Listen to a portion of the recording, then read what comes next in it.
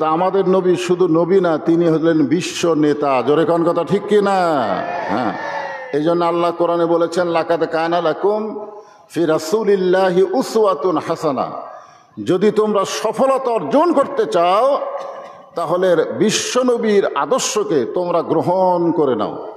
আমরা নবীর আদর্শ যদি গ্রহণ করি তাহলে কেবলমাত্র আল্লাহ আমাদেরকে সফলতা দান করবেন। আমাদের নবী হলেন এমন নবী, যেই নবীকে আল্লাহ তাআলা দুনিয়া থেকেই একটা ভ্রমণের মাধ্যমে আল্লাহ জান্নাতে প্রবেশ করাইছিলেন। বলেন সুবহানাল্লাহ। সেই ভ্রমণকে আমরা বলি লাইলাতুল মেরাজ।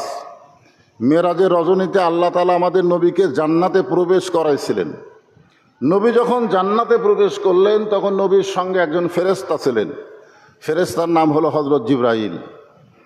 ফেরেশতা জিবরাইল বললেন, ইয়া রাসূলুল্লাহ, আপনি যখন জান্নাতে প্রবেশ করলেন, আপনি যদি জান্নাত থেকে বের না হন, আল্লাহ আপনাকে জান্নাত থেকে বার করে দিবে না। কারণ জান্নাতের একটা শর্ত আছে। জান্নাতের কি আছে? শর্ত হলো ফাদখুলুহা খালিদিন। কেউ যদি জান্নাতে একবার প্রবেশ করে আল্লাহ তাকে চিরস্থায়ীভাবে জান্নাত দিয়ে দেয়। সুবহানাল্লাহ, জোরে কর না কেন? হ্যাঁ, তো আপনি যখন জান্নাতে প্রবেশ করেছেন, আপনি যদি আর জান্নাত থেকে বের না হন তাহলে আল্লাহ আপনাকে জান্নাত থেকে বের করে দিবে না। সঙ্গে সঙ্গে আমাদের নবী এত রাগ করলেন। কি করলেন? রাগ করে বললেন, জিবরাইল, যেই কথা একবার বলেছো এই কথার দ্বিতীয়বার বলো না। কারণ আমি নবী আমার জন্য না, আমি নবী হলাম আমার উম্মতের জন্যে। সুবহানাল্লাহ বলেন। দেখেন, জান্নাতের মধ্যে গিয়েও আমাদের নবী জিবরাইলকে কি বললেন? আমি নবী আমার জন্য নয়, আমি নবী হলাম আমার উম্মতের জন্যে। আল্লাহ যদি আমাকে জান্নাতে থাকার জন্য ঢুকতে বলতেন, আমি নবী জান্নাতে ঢুকতামই না। আল্লাহ শুধু আমাকে জান্নাত দেখার জন্য ঢুকতে বলেছেন, সেই জন্য আমি জান্নাতের মধ্যে প্রবেশ করেছি। ফেরেশতা জিবরাইল বললেন, হুজুর, তাহলে আপনি কি জান্নাতে প্রবেশ করবেন না? আল্লাহ রাসূল বললেন, আমি সেই দিন জান্নাতে প্রবেশ করব যেদিন আমার সমস্ত গুনাহগার উম্মতিনীকে আল্লাহ জান্নাত দিয়ে দিবে। চিন্তা করে দেখেন, যেই নবী জান্নাতে যায়ও আমাদের কথা ভোলে নাই। আর এখন যে নেতার পিছনে আপনারা চামচাগিরি করতেছেন, এই নেতা ভোট পায় যদি সংসদে যায় আর আপনাদের কথা মনেই থাকবে না। জোরে কোন কথা ঠিক কিনা?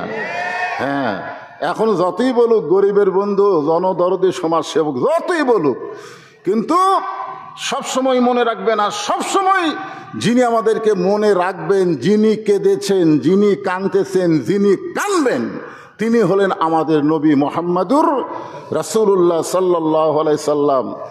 এমন একজন নবী ভাগ্যগুণে পেয়েছি বলে আল্লাহর দরবারে শুকর গুজার করছি, আলহামদুলিল্লাহ। আমরা আল্লাহর দরবারে শুকর গুজার করছি, আমরা যে কোরআন থেকে তাফসীর শুনবো, যে কোরআন থেকে আলোচনা হবে, এই কোরআনের মধ্যে কোনো ভুল নাই, এই কোরআনের মধ্যে কোনো সন্দেহ নাই, এই কোরআনের মধ্যে কোনো ধোঁকা নাই। আপনারা বলেন আছে? বর্তমানে যে সংবিধান দিয়ে আমাদের বাংলাদেশ চলতেছে, মাঝে মধ্যে কেউ কেউ সংবিধান পরিবর্তন করার চেষ্টাও করতেছে। জোরে কথা ঠিক কিনা? যে ওই ৭২ সংবিধান আর চলবে না, এই সংবিধান বাতিল করে নতুন আবার সংবিধান করা লাগবে। এই ২৪-এর গণ আন্দোলনে যে অভ্যুত্থান হয়েছে, এই ২৪-এর গণ অভ্যুত্থান অনুযায়ী আবার নতুন করে সংবিধান তৈরি করা লাগবে। তাহলে বোঝা গেল ৭২-এ যেটা হচ্ছে সেটা ২৪-এ বাতিল করা লাগবে, এরকম কিছু কথা মানুষ বলে। কিন্তু আজ থেকে ১৪৫০ বছর আগে যে সংবিধান আল্লাহ আমাদেরকে দিয়েছেন, কোরআন, কিয়ামত পর্যন্ত এইটা পরিবর্তন করার কোনো উপায় নাই। কি জন্যে নাই? আল্লাহ নিজে বলেছেন, ইন্না নাহনু নাযালনা যিকরা ওয়া ইন্না লাহু লাহাফিজুন। আমি কোরআনকে তোমাদের জন্য উপদেশ হিসাবে নাজিল করেছি। এ কোরআনের হেফাজতের দায়িত্ব আমি স্বয়ং আল্লাহ নিজে নিয়েছি। এর মধ্যে আর কম বেশি করার কোনো সুযোগ নাই। এখন আপনারা বলেন তো, যে সংবিধান দিয়ে বাংলাদেশ চলতেছে, এই সংবিধানের মধ্যে সন্দেহ আছে না নাই? আপনারা যারা জবান খুললেন না তারা মনে হয় বুঝবার পারতেছেন না। বর্তমান যে সংবিধান দিয়ে আমাদের বাংলাদেশ চলতেছে, এই সংবিধানের মধ্যে ধোঁকা আছে না নাই? এই সংবিধানের মধ্যে গোঁজামিল আছে না নাই? তাহলে যেই সংবিধানে গোঁজামিল আছে, ধোঁকা আছে, সেই সংবিধান দিয়ে কোনোদিন মুসলমান তার ঈমান রক্ষা করতে পারবে না। মুসলমানের ঈমানকে রক্ষা করতে গেলে আল্লাহর কোরআনকে তাদের সংবিধান হিসাবে বিশ্বাস করে এই কোরআনকে পার্লামেন্টে নিয়ে যাওয়া লাগবে। জোরে বলেন কথা ঠিক কি না? হ্যাঁ, আমরা সেই পবিত্র কোরআনের আলোচনা আজকে এখানে তাফসীর আকারে শুনতে চাই। আমি যে আয়াতে কারিমা তেলাওয়াত করলাম, এই আয়াতটাই আপনাদের সামনে উপস্থাপন করার চেষ্টা করতেছি ইনশাআল্লাহ। আগে আপনারা দেখেন, কোরআন শরীফের দিকে তাকায় দেখেন। এটা এমন একটা কিতাব যেটাকে ধরবার গেলে সমস্যা আছে, শুনবার গেলে কোনো সমস্যা নেই। কারণ আবু জেহেল নবী যখন কোরআন তেলাওয়াত করত, চোরের মতন চুপি চুপি সারা রাত দাঁড়িয়ে দাঁড়িয়ে কোরআনের তেলাওয়াত শুনতো। মানে শুনতে কোনো সমস্যা নাই। এই যে আপনারা যারা ওয়াজ শুনতেছেন, ওয়াজ শোনার মধ্যে কোনো সমস্যা নেই। কি নাই? সমস্যা নাই। সারা রাত কোরআন দাঁড়ায় দাঁড়ায় শুনেছে। সকালবেলায় এসে কোরআনের পক্ষে তারিফ করে আবু জেহেল বলতেছে, এত সুন্দর কোরআনের বাণী, রাতটা কোন দিক দিয়ে গেল আমি বুঝবারই পারিনি। তার মানে বলবো শীতে 12টা পর্যন্ত ওয়াজ করলো, কোন দিক দিয়ে সময় গেল আমি বুঝবারই পারিনি। এটা হলো শোনা। এটার নাম কি? এটা শোনা। মানে শুনতে এত ভালো লাগছে যে সারা রাত চলে গেছে, আমি বুঝবারই পারিনি। তা আবু সুফিয়ান বলতেছে, নেতা, যেই কোরআন শুনতে এত ভালো লাগে, রাত কোন দিক দিয়ে যায় বোঝা যায় না, সেই কোরআন ধরতে অসুবিধা কি? মানে শুনলেই যদি এত মজা লাগে, তাহলে এটা ধরবার গেলে সমস্যা কি? তা আবু জেহেল বলতেছে যে, আবু সুফিয়ান, কোরআনকে যদি গ্রহণ করি, কোরআনকে যদি আমরা ধরি, তাহলে তোর আর আমার এই ভুয়া নেতাগিরি চলবি না। কারণ কোরআনকে যদি গ্রহণ করি, তাহলে তোর আমার ভুয়া নেতৃত্ব চলবে না। আসল নেতা হয়ে যাবে কোরআন যার উপর নাজিল হয়েছে, সেই মুহাম্মাদুর রাসূলুল্লাহ। কিয়ামত পর্যন্ত একজনই নেতা থাকবে, আর কোন নেতা আমরা মানিও না, আমরা বুঝিও না, আমরা জানিও না। তিনি হচ্ছেন আমার নেতা, তোমার নেতা। এখন চিন্তা করেন, আবু জেহেলের তরফ থেকে শুরু হয়েছে, যদি কোরআনকে গ্রহণ করি তাহলে আমাদের এই ভুয়া নেতাগিরি চলবে না। আজও বাংলাদেশে যারা ভুয়া নেতৃত্ব দিচ্ছে, তারা কখনো কোরআনের পক্ষে কথা বলবে না, কোরআনের হক কথা শুনবেও না, কেউ বলবার গেলেও বলতে দিবে না। জোরে কোন কথা ঠিক কিনা? হ্যাঁ, খুব খেয়াল করবেন। তারপরে এক ভাই এখান থেকে মাঝখান থেকে বলেছে, এ কোরআনকে ধরবার গেলে কি হওয়া লাগবে? পবিত্র হওয়া লাগবে। আসলে এটা কোরআনেরই ভাষা, লা ইয়ামাসসুহু ইল্লাল মুতাহহারুন।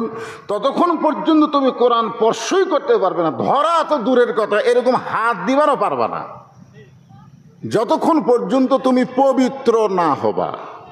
তাহলে কোরআনকে ধরবার গেলে যদি পবিত্র হতে হয়, তাহলে সেই কোরআন যদি বাংলাদেশের পার্লামেন্টে যায়, তাহলে গোটা বাংলাদেশ কেমন পবিত্র হবে, এইটা আমাদের দেখার দরকার আছে না নাই? দরকার আছে না নাই? এখনো তো আমরা দেখতে পারিনি, একটু দেখার দরকার। আসলে কোরআন যখন মানুষ মানবে, আমি আয়াতে কারিমা তেলাওয়াত করেছি, ইন্নাল্লাযীনা ক্বালু রাব্বুনাল্লাহ সুম্মা ইসতাকাম, নিশ্চয় যারা বলবে আল্লাহ আমার রব, শুধু বলবে না, এর প্রতি যারা ইস্তেকাম থাকবে, এর প্রতি যারা অটল থাকবে। আজকে শুধু কোরআনের পক্ষে আমরা চিল্লাচিল্লি করব, তা করলে হবে না। বাস্তবে আল্লাহর কোরআনকে গ্রহণ করা লাগবে, তারপরে যা হয়ে যাক। জোরে কোন কথা ঠিক কিনা? হ্যাঁ, এখন আল্লাহর কোরআনকে গ্রহণ করলে আমাদের বাংলাদেশের চেহারা কেমন পরিবর্তন হবে, সেইটা বুঝাইতে গিয়ে আমি আপনাদের সামনে একটা ঘটনাকে উপস্থাপন করলাম। এই আয়াত অনুসারে একটু মনোযোগ দিয়ে শুনবেন। মানুষটির নাম হলো হযরতে ওমর। জোরে বলেন, নাম কি? ছদ্মবেশে মদিনার অলিগলি ঘুরতে গিয়া হঠাৎ হযরত ওমর দেখতে পায় বিস্তীর্ণ মরুভূমির ভিতরে একজন রাখাল উট আর দুম্বা চড়ায়। হযরত ওমর আল্লাহর কোরআনকে দেখার জন্য, এই যে কোরআন শুনবার আছেন, এই কোরআন শুধু শুনলে হবে না, বাস্তবে আল্লাহর কোরআন দেখা লাগবে। জোরে কোন কথা ঠিক কি না? শুধুমাত্র আল্লাহর কোরআনকে দেখার জন্য রাখালকে সালাম দিলেন, আসসালামু আলাইকুম রাখাল ভাই, আমার পেটে ক্ষুধা লাগছে, আমি উটের এক পেয়ালা দুধ চাই। রাখাল মুচকি মুচকি হাসে। ওমর ফারুক চমকে গিয়ে বললেন, রাখাল, তোমাকে সালাম দিলাম, তুমি সালামের উত্তরও দিলা না। আমি ক্ষুধার তালায় উটের এক পেয়া দুধ চাইলাম, সে দুধ তুমি দিবা কিনা সেটাও বলো না। রাখাল মুসকি মুসকি হাসি আর বলে, পথিক তোমার সালামের উত্তর দিবার পারবো না, উটের দুধও তোমাকে দিবার পারবো না। ওমর ফারুক বললেন, আমার অপরাধ কি? রাখাল বললেন, তোমার অপরাধ হলো আগে তোমার পরিচয় দাও। তোমার অপরাধ হলো আগে তোমার পরিচয় দাও। এখানে যে আমরা আসি, আমাদের একটা পরিচয় আছে না নাই? জোর এখন আছে না নাই? কি পরিচয়? বদরুশিদ পরিচয়, হ্যাঁ? কারণ আল্লাহ কোরআনে বলেছেন, লা তামুতুন্না ইল্লা ওয়া আনতুম মুসলিমুন, মুসলমান না হয়ে কেউ মরিও না। তুমি যত বড় এমপি হও, মন্ত্রী হও, তালুকদার হও, চৌধুরী হও, এইটা তোমার কোনো পরিচয় নাই। তোমার পরিচয় হলো জন্মানোর সময় মুসলমান, মৃত্যুর সময় মুসলমান। জোরে কোন কথা ঠিক কিনা? রাখাল বলতেছে, তোমার অপরাধ হলো তোমার পরিচয় দাও। ওমর ফারুক চিন্তায় পড়ে গেলেন, আমি আল্লাহর কোরআনকে দেখতে পাইছি, আর এই সময় যদি আমি আমার পরিচয় দেই তাহলে তো কোরআন দেখা যাবে না। এই চিন্তা যখন হযরত ওমর করতেছেন, এমন সময় আল্লাহর কোরআন উমরের সামনে দাঁড়িয়ে বলতেছেন, ওমর, রাখাল যখন তোমার পরিচয় চাইছে, তুমি আসল পরিচয় দাও। তোমার আসল পরিচয় হলো মিল্লাতা আবিকুম ইব্রাহিম হুয়া সাম্মাকুমুল মুসলিমিন।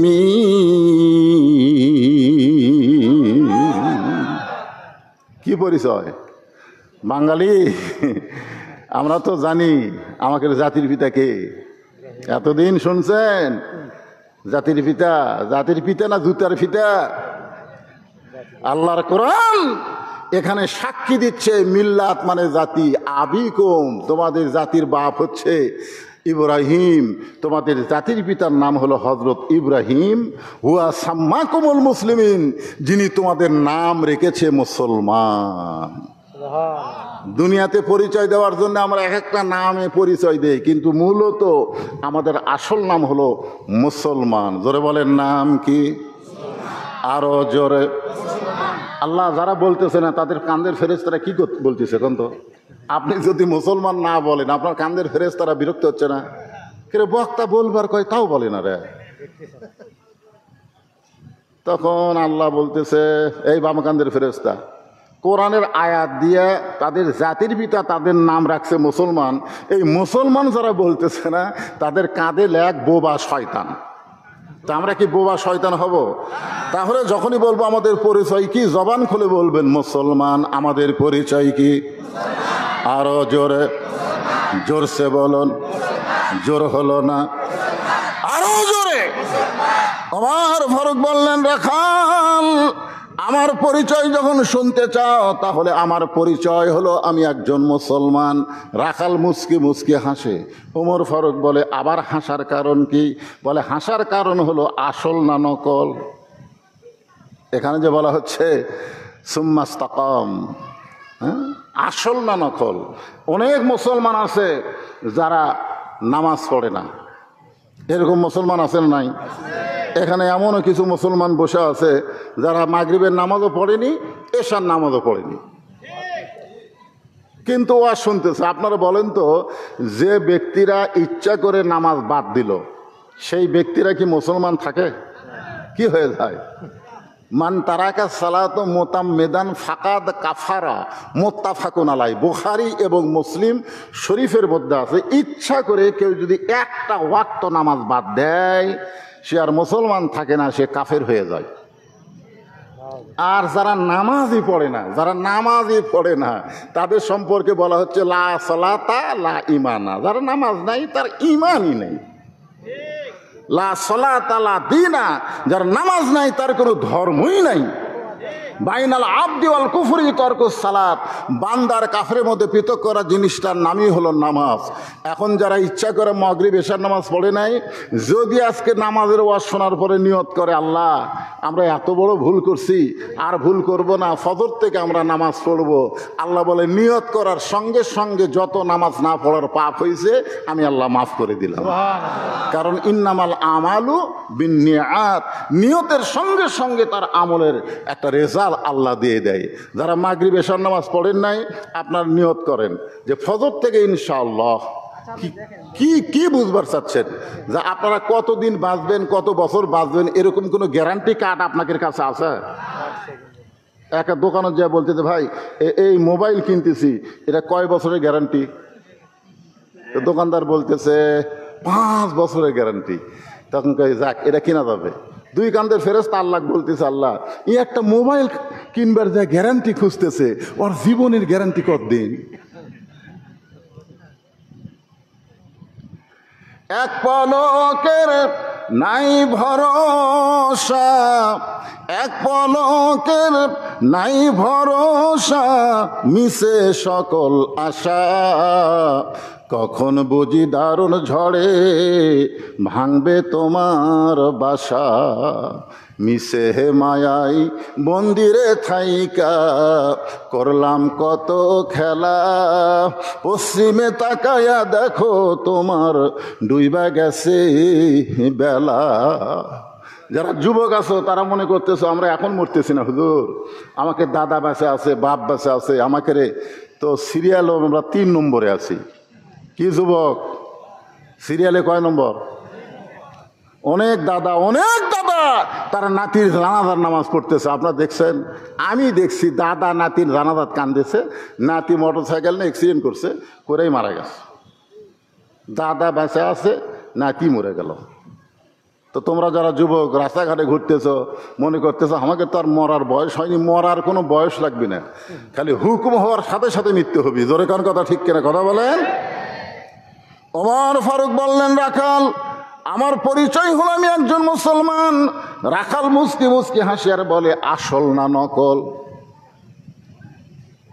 ওমর ফারুক বলতেছে, রাখাল মুসলমান তো মুসলমানই, এখানে ওর আসল নকল কি? রাখাল বলতেছে, আসল মুসলমান যারা হবে তারা চাওয়ার ব্যাপারে সতর্ক থাকবে। আসল মুসলমান যাত্রার কাছে চাবে না, দরকার হলে ফাঁসির মঞ্চে যাবে, কিন্তু রাষ্ট্রপতির কাছে প্রাণ ভিক্ষা চাবে না। জোরে কোন কথা ঠিক কিনা? দরকার হলে ফাঁসির মঞ্চে যাবে। এরকম কিছু মুসলমান আমরা বাংলাদেশে দেখছি হাসিনার সময়। জোরে কোন কথা ঠিক কিনা? রাষ্ট্রপতির পক্ষ থেকে একটা ক্ষমা ঘোষণা, তোমরা দরখাস্ত করো, রাষ্ট্রপতি যদি দয়া করে মাফ করে তাহলে তোমাদের ফাঁসি হবে না। ফাঁসির আসামি মুচকি মুচকি হাসতেছে। তো মুচকি মুচকি হাসার কারণ? উকিল জিজ্ঞাসা করতেছে হাসতেছেন কেন? বলে হাসার কারণ হলো বাংলাদেশে 3টা রাষ্ট্রপতিকে ক্ষমতার থাকা অবস্থায় মরা দেখছি। এই বাংলাদেশে 3টা রাষ্ট্রপতি, তাদের সকলের নামের শেষে আছে রহমান। এই 3টা রহমান ক্ষমতার থাকা অবস্থায় মারা গেছে। একটা হলো বঙ্গবন্ধু শেখ মুজিবুর রহমান, একটা হলো জিয়াউর, আর একটা হলো জিল্লুর। এই 3টা প্রেসিডেন্ট ক্ষমতার থাকা অবস্থায় মারা গেছে। তো যারা নিজেরাই মরে যায় তাদের কাছে কোনো ইমানদার প্রাণ ভিক্ষা চায় না। প্রাণ ভিক্ষা চাওয়ার একমাত্র মালিক হচ্ছে আমাদের আল্লাহ। জোরে কোন কথা ঠিক? মাশাআল্লাহ, ওদিকে তো ভালো যুবক বুঝছে রে, খুব জোরে শব্দ শোনা যাচ্ছে। মাশাআল্লাহ, সুবহানাল্লাহ। আমরাও প্রত্যেকটা নামাজে সূরা ফাতিহার মধ্যে ওয়াদা করতেছি, ইয়াকা নাবুদু ওয়া ইয়াকা নাস্তাইন। আমরা গোলামি করি কার? তাহলে সাহায্য চাবো কার কাছে?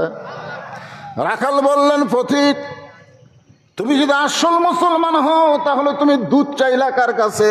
সঙ্গে সঙ্গে ওমরের চোখ দিয়ে দর দর করে পানি পড়তেছে। আল্লাহ, তোমার কোরআন যখন সমাজের মধ্যে চালু থাকবে, ওমর যদি কোনো ভুল করে একটা রাখাল পর্যন্ত ভুলটা ধরতে পারবে।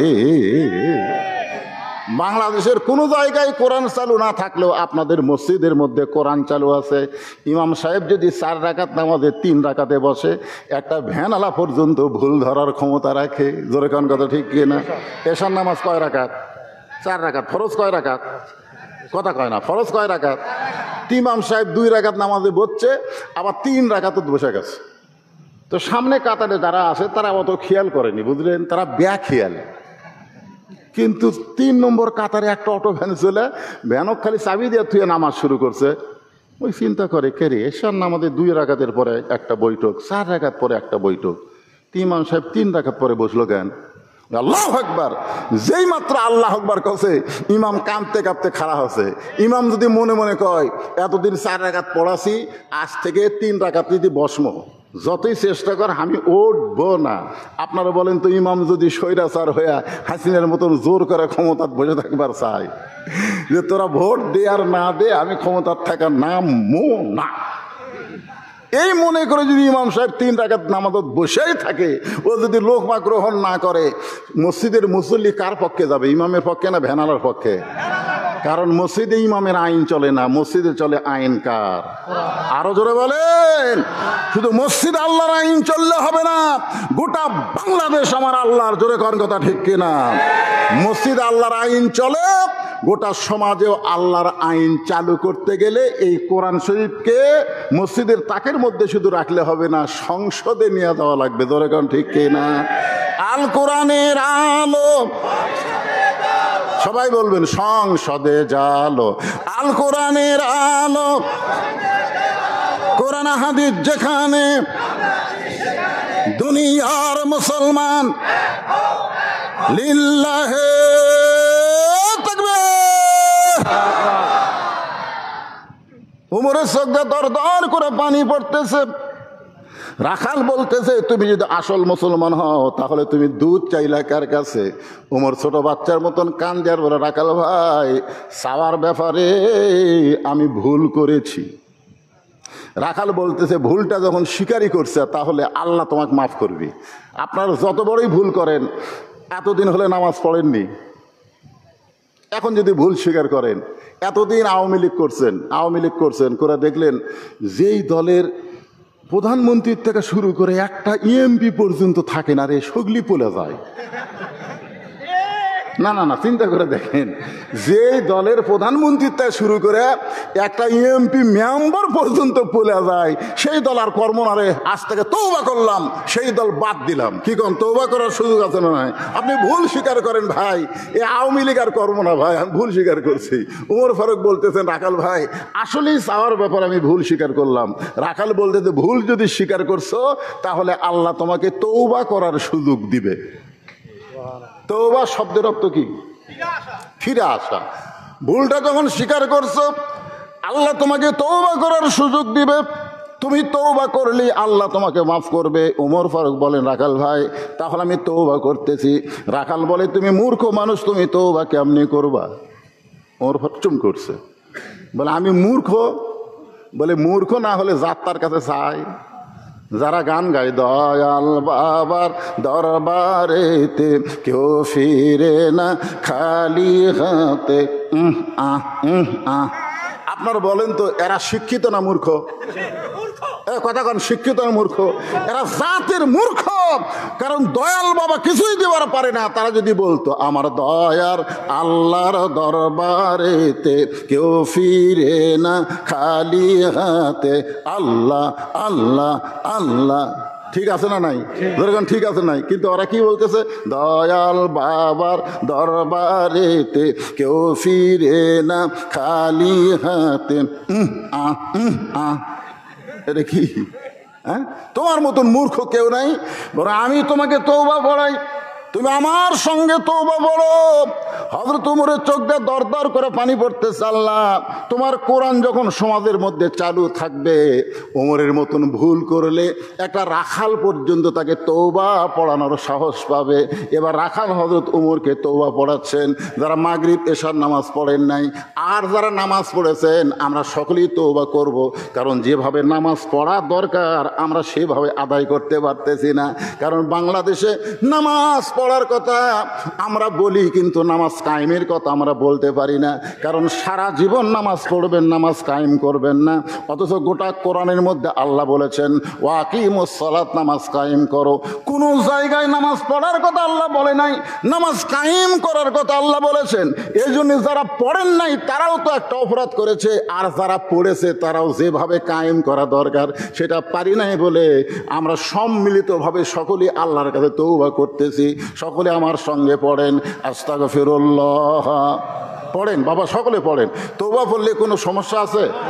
তাহলে জবান খুলে সবাই পড়েন, আস্তাগফিরুল্লাহ রব্বি মিন কুল্লি জামবিউ ওয়া তুবু ইলাইহি লা হাওলা। পড়েন, লা হাওলা ওয়ালা কুওয়াতা ইল্লা বিল্লাহিল আলিয়্যিল আযীম। ওমর ফারুক তওবা করার পরে বলতেছে, ও রাখাল ভাই, আল্লাহর হস্তে উটের এক পেয়ালা দুধ দাও, যেই দুধটা পান করে আমি ক্ষুধা তৃষ্ণা নিবারণ করতে চাই। রাখাল মুস্কি মুস্কি হাসে। ওমর ফারুক বলে, আবার হাসার কারণ কি? রাখাল বলতেছে, তওবা করার পরে তুমি আবার মুনাফিকি করলে। আপনারা বলেন তো, কাফের আর মুনাফিক এই দুটার মধ্যে কোনটা খারাপ? কারণ কাফের জাহান্নামের উপরে থাকবে আর মুনাফিক থাকবে জাহান্নামের তলে, একেবারে তলাত যাবে। কাফের বেঈমানের যে পেশাব পায়খানা করবে, মুনাফিকেরা তলে থাকে সেই পেশাব পায়খানা খাবে। সাহাবীরা বললেন, ইয়া রাসূলুল্লাহ, এই বদমাইশ মুনাফিকেরা কোন দলের মধ্যে হবে? আল্লাহ রাসূল যখন চোখের পানি বের করে কাঁদতেছেন, 3 বার নবী কাঁদলেন। সাহাবীরা বললেন, হুজুর, এই বদমাইশ মুনাফিকেরা কোন দল থেকে বের হবে? আল্লাহ রাসূল বললেন, ইহুদির মধ্যে কোনো মুনাফিক নাই, কাফেরের মধ্যে কোনো মুনাফিক নাই, হিন্দুর মধ্যে কোনো মুনাফিক নাই। মুনাফিকের আবাদ হবে মুসলমানের ভিতরে। চিন্তা করছেন? আরে আমাদের ভিতরে এই মুনাফিকের আবাদ হচ্ছে। যারা বাংলাদেশে মানুষের আইন চায়, আল্লাহর কোরআনের আইন চায় না। এই যে আব্দুল্লাহ ইবনে উবাইয়ের গল্প শুনলেন না? কি বললো? নবীর পাশে 5 ওয়াক্ত নামাজ পড়ছে, রোজা করছে, দান করছে, এরপরও জাহান্নামের তলদেশে তার জায়গা হবে। কারণ নবীকে সে নবী মানছে, কিন্তু নেতা মানে নাই।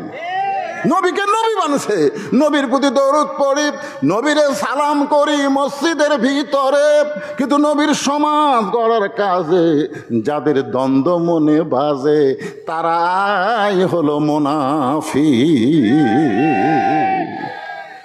ওমর ফারুক চক্ষু লাল করে বলতেছে, রাখাল, তুমি আমাকে মুনাফিক বলার সাহস কেমনে পাইলা? রাখাল বলতেছে, এত রাগ করো কেন? রাখালকে আর হযরত ওমরকে চেনে নাকি? চেনে না, যার কারণে বলতেছে, মিয়া এত রাগ করো কেন? আল্লাহ কোরআনে বলেছেন, লিমা তাকুলু মা লা তাফআলুন। আল্লাহু আকবার। তুমি সত্যি করে দেখো তো, তোমার মুখের সাথে মনের মিল আছে? রাখাল হযরত ওমরকে বলতেছে, তুমি একটু খেয়াল করে দেখো তো, তোমার মুখের সাথে মনের মিল আছে? একটু খেয়াল করে দেখো। তুমি যখন আমাকে রাখাল বললা, তোমার মন ভাবতেছে আমি হলাম রাখাল, আমি উটের মালিক না। উটের মালিক যদি আমাকে বিশ্বাস করতে, তাহলে তুমি আমাকে রাখাল বলতে না। যখন আমাকে রাখাল বলেছ, তখন তোমার মন বলতেছে আমি উটের মালিক না। আর মালিক বাদ দিয়ে কেউ যদি রাখালের কাছে আল্লাহর হস্তেও চায়, রাখাল দিবার পারবে না। অনেকে বলে না, হুজুর আমার কোনো টেনশন নাই, হুজুর আমি পিঠ ধরছি। হুজুর পিঠ ধরছে, রাখাল ধরছে। ধরে কারণ কি ধরছে? হ্যাঁ, আমাকে একজন ধরছিল, হাতের মধ্যে এসে 100 টাকা দিয়ে কয়, হুজুর দোয়া করেন। চকচকা টাকা পরে থুয়া বলি, কি দোয়া বাবা? বলে, হুজুর আমার বইয়ের পেটে বাচ্চা আছে, আল্লাহ যেন একটা পুত্র দেয়। আমি তখন পকেটে 200 টাকা বের করে দিয়ে দিলাম। কয়, হুজুর আমি তো টাকা চাইনি, আমি দোয়া চাইছি। আমি বললাম, পাগলা, তুই যাক ধরছু, সে নিজেই 3টা মেয়ের বাপ। সে নিজেই 3টা মেয়ের বাপ। তার দোয়া দিয়ে যদি বেটা সওয়াল হতো, তাহলে আল্লাহ তাকে একটা পুত্র সন্তান দিত। এত দোয়া করছি, বারে আমাকে আল্লাহ পুত্র দেয়নি, তা আমার কাছে আবার তোর বইয়ের জন্য দোয়া লিবে বেড়াচ্ছ। তখন বলতে যে, হুজুর তাহলে আপনি টাকা আপনি নেন, আমার দামত দেন। এই টাকা অ্যাকচুয়ালি দৌড় মারতেছেন। জিজ্ঞেস করলাম, কোথায় যাবি? বলে, ওই হুজুরের কাছে যাবো যার বেটা সওয়াল আছে। আমি বললাম, কোনো হুজুরের কাছে না, কোনো পীরের কাছে না, কোনো বাবার কাছে না, কোনো মাজারে না। পাওয়ার যদি চাও, একানিষ্ঠভাবে দিবার পারে যিনি, তার কাছে চাও। জোরে কার কথা ঠিক কিনা? রাখাল মানে পথিক। সত্যি যদি উটের 1 পেয়ালা দুধ চাও, এখান থেকে মালিকের বাড়ি হলো 10 মাইল দূরে। ওই 10 মাইল দূরে গিয়ে মালিকের বাড়ির দরজাত বলো, মালিক তোমার রাখাল উট আর দুম্বা চড়াই, তুমি যদি হুকুম দাও তাহলে রাখাল আল্লাহর হস্তে উটের 1 পেয়ালা দুধ দিবে। ওমর ফারুক বলে, রাখাল ভাই কষ্ট করে অত দূর মালিকের বাড়ি যাওয়ার দরকার নাই, বরং তোমাকে 2টা টাকা দিচ্ছি, তুমি উটের 1 পেয়ালা দুধ দাও। রাখাল মুসকি মুসকি হাসি আর বলে, তুমি হযরত ওমরকে চিনো? রাখাল মুসকি মুসকি হাসিয়ার বলে, তুমি হযরত ওমরকে চিনো? উমরকে যদি চিনতে, তাহলে এইরকম প্রস্তাব করার সাহস পাইতে না। উমরের গুপ্ত বাহিনী যদি দূর থেকে দেখবার পাই তুমি আমাকে 2 টাকা ঘুষ দিছা, আর মালিক বাদ দিয়ে আমি তোমাকে উটের 1 পেয়ালা দুধ দিছি, তাহলে তোমাকেও ধরবে আমাকেও ধরবে, এই বুড়া বয়সে তুমি ধরা পড়বা? ওমর ফারুক বলে, রাখাল ভাই আসলেই তো তাই, তাহলে চলো পাহাড়ের গুহার মধ্যে যাই, সেই গুহার মধ্যে গিয়া তোমাকে গোপনে 2 টাকা দিব, আর তুমি গোপনে উটের 1 পেয়ালা দুধ দিবা, তোমার মালিকও জানতে পারবে না, উমরের গুপ্ত বাহিনীও ধরতে পারবে না। রাখাল চিল্লায় বলে, তুমি ভণ্ড, তুমি ভণ্ড, তুমি ভণ্ড। ওমর ফারুক বলে, রাখাল আমার মধ্যে ভণ্ডামির কি দেখলা? রাখাল বলে, পথিক, পাহাড়ের গুহার মধ্যে দেওয়া নেওয়া করলে উমরের গুপ্ত বাহিনী দেখতে পারবে না, আমার মালিক জানতে পারবে না, কিন্তু রাখাল যে আল্লাহকে ইন্নাল্লাযীনা ক্বালু রাব্বুনাল্লাহু সুম্মা ইসতাকামু, যে আল্লাহকে ইস্তেকাম করে অটলভাবে ধারণ করেছে, সেই রাখাল বিশ্বাস করে কেউ না দেখলেও আল্লাহ দেখতেছে। সঙ্গে সঙ্গে উমর ফারুক মারছে দৌড়, এক দৌড়ে পাহাড়ের পাদদেশে জায়নামাজ বিছায়া 2 রাকাত নামাজ পড়ে আল্লাহর কাছে বলতেছে, আল্লাহ তোমার কোরআন এত সুন্দর, তোমার কোরআন এত সুন্দর, তোমার কোরআন যখন সমাজের মধ্যে চালু হয়ে যায় তখন কেউ না দেখলেও আল্লাহ দেখে, এই বিশ্বাসটা প্রত্যেকটা মুমিনের কলিজায়। কেউ না দেখলেও কে দেখতেছে?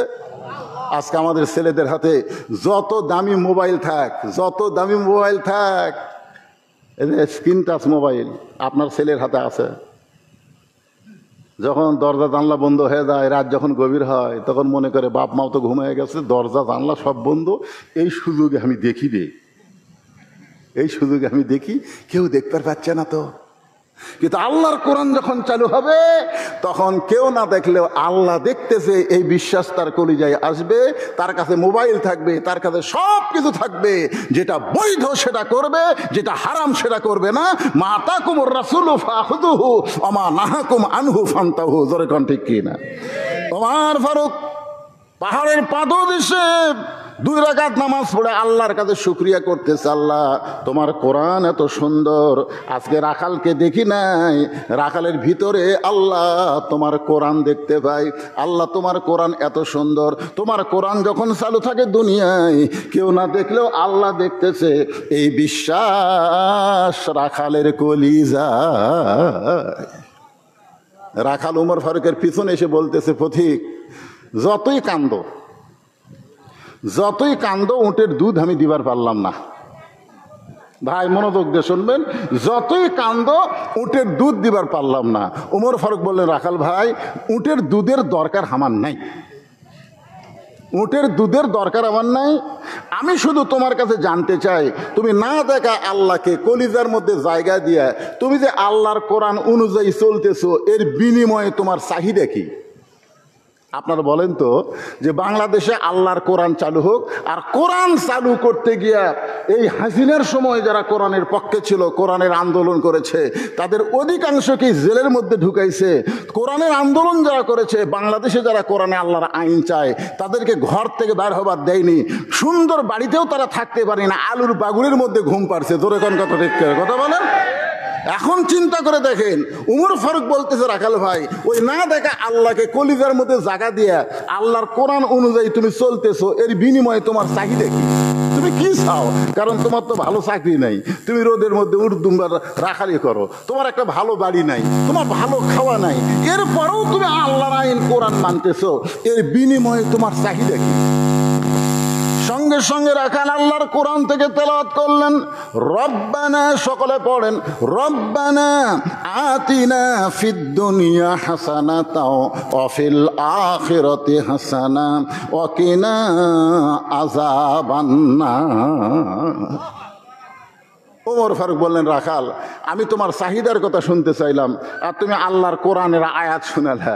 রাখাল বলে, তুমি আসলেই মূর্খ। রাসূল বলেছে, আমার পরে কেউ যদি নবী হতো, লাউকানা উমর, আল্লাহ উমরকে নবী বানাই দিত। আর সেই উমরকে রাখাল বলতে, তুমি আসলেই মূর্খ। আরে মিয়া, এই আয়াত দিয়ে আমি 2টা জিনিস চাইছি, আমার চাহিদা হলো 2টা। একটা হলো রব্বানা আতিনা ফিদ দুনিয়া হাসানা, আর একটা হলো অফিল আখিরাতে হাসানা। দুনিয়ার সৌন্দর্য হলো মহামানব হযরত ওমরকে আমি এক নজর দেখতে চাই, যে ওমর আল্লাহর কোরআনের আইন চালু করার কারণে আমার মতন রাখাল না দেখা আল্লাহকে কলিজার মধ্যে জায়গা দিবার পারছে। সেই হযরত ওমরকে যদি খালি একটা বার জীবনে খালি একটা বার যদি দেখতে পাইতাম ভাই, আমার দুনিয়ার আশা আল্লাহ পুরা করত। আমার 2 নম্বর আশা হলো, আমি রাখাল যখন মরে যাব, অধম রাখালকে আল্লাহ যেন জান্নাত দেয়। সঙ্গে সঙ্গে হয়তো ওমর দৌড়ে এসে রাখালের হাতটা এরকম খফ করে ধরছে, ধরেই 3টা চুমা খাবে। কয়টা চুমা? 3টা চুমা খায় বলতেছে, তোমার 2 নম্বর চাহিদা আল্লাহ পুরা করছে। 2 নম্বর চাহিদা কি? 2 নম্বর চাহিদা বুঝতেছেন না? আমি মরার পরে আল্লাহ যেন কি দেয়? জান্নাত দেয়। উমর ফারুক বললেন, তোমার 2 নম্বর চাহিদা আল্লাহ পুরা করছে। কারণ সুম্মাস্তাকামু তাতানাজ্জালু আলাইহিমুল মালাইকা আল্লা তাখাফু ওয়ালা তাহজানু ওয়া আবশিরু বিল জান্নাতিল্লাতী কুনতুম তুআদুন। তোমার কোনো ভয় নাই, তোমার কোনো চিন্তা নাই, মরার সঙ্গে সঙ্গে 8টা জান্নাত তোমাকে বরণ করে নিবে। আপনারা সবাই সুবহানাল্লাহ কইলেন, কিন্তু রাখাল সুবহানাল্লাহ কয় না। ওমর ফারুক বলতেছে, রাখাল তোমার 2 নম্বর চাহিদা আল্লাহ পুরা করছে, মরার সাথে সাথে আল্লাহ তোমাকে জান্নাত দিয়ে দিবে। রাখাল সুবহানাল্লাহ কয় না। ওমর ফারুক বলে, রাখাল এই মরার সঙ্গে সঙ্গে আল্লাহ তোমাকে জান্নাত দিবে, তুমি সুবহানাল্লাহ কও না কেন? রাখাল বলতেছে, মরার পরে আল্লাহ আমাকে জান্নাত দিবে, এটা হলো বাকি কথা। আর হযরত ওমরকে দেখা এটা হলো লগত কথা। তো আমার দুনিয়ার চাহিদাই পুরা হয়নি, মরার পরে আমি জান্নাত পাবো সেইটা নিয়ে আমার এত আনন্দ নাই। কারণ আমার চাহিদাই হলো 2টা। 1 নম্বর চাহিদা হলো হযরত ওমরকে আমি এক নজর দেখবো, 2 নম্বর চাহিদা হলো মরার পরে জান্নাতে যাব। তাহলে নগরটাই আমার এখন পূর্ণ হয়নি। হয়তো ওমরকে যতদিন না দেখবো ততক্ষণ পর্যন্ত জান্নাতের ধান্দা আমার নাই। ওমর ফারুক চিন্তায় পড়ে গেলেন যে আমি যে হযরত ওমর, এইটা রাখালকে কেমনে বলবো? যে রাখাল আমাকে তওবা পড়াছে, যে রাখাল আমাকে মুনাফিক কইছে, যে রাখাল আমাকে ভণ্ড কইছে। এখন যদি বলি ভাই রাখাল আমি ওমর, বলাও সারা, রাখাল হাত ফেল করে মরাও সারা। জোরে কোন কথা ঠিক কিনা? যে ওমর রাস্তাতে গেলে শয়তান কয়দিন যায় না? জোরে কোন কয়দিন যায় না? এখন ওমর চিন্তা করতেছে, আমি যদি খালি বলি যে আমি ওমর, খালি বলাও সারা, মরাও সারা। ওমর ফারুক চিন্তায় পড়ে গেলেন, আমি এখন কি করব? এমন সময় আল্লাহর কোরআন ওমরের সামনে এসে বলতেছেন, ওমর উদউ ইলা সাবিলি রাব্বিকা বিল হিকমা।